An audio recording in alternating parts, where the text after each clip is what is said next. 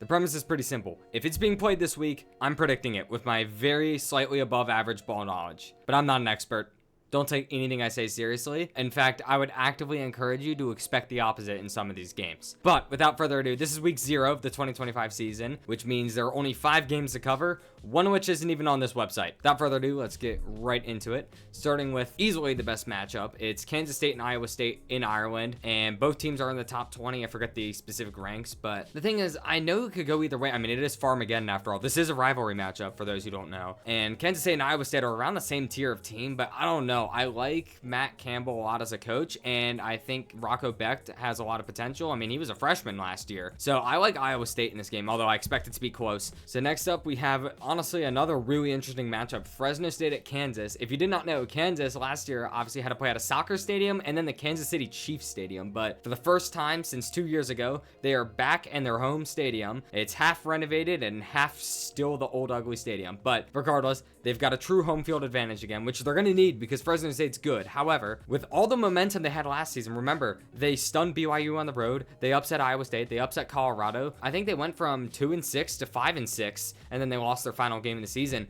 They nearly stormed back and made a bowl game after a horrendous start to the season. And getting Jalen Daniels back, I think they've got it. Plus, Lance Leipold is a really good coach. Give me Kansas big here, although Fresno State is obviously a good team. There's a reason the Pac-12 took them. Next up, we've got Sam Houston State and Western Kentucky. This is an interesting one. I think if this were last year, this would be way cooler. But the problem is J.C. Keeler, I believe that's his name, left Sam Houston State for Temple. And Sam Houston State just doesn't have the money to keep up that success. They're 9-3 season. I think they won their bowl game, so it might have even been 10-win season. I don't think they're making that up again. Whereas Western Kentucky, they're never, off the charts amazing, but they're always winning 6 to 8 games. They're always in bowl games. They're always one of the better Conference USA teams. And I don't really see Sam Houston State having the season they had last year again. Next up, we've got Stanford at Hawaii. Hawaii is hosting Stanford here. And look, Kansas, what am I talking about? Stanford is in some hot water. Of course, they've got an interim coach in Frank Reich, who does have NFL head coaching experience, to be fair. However, I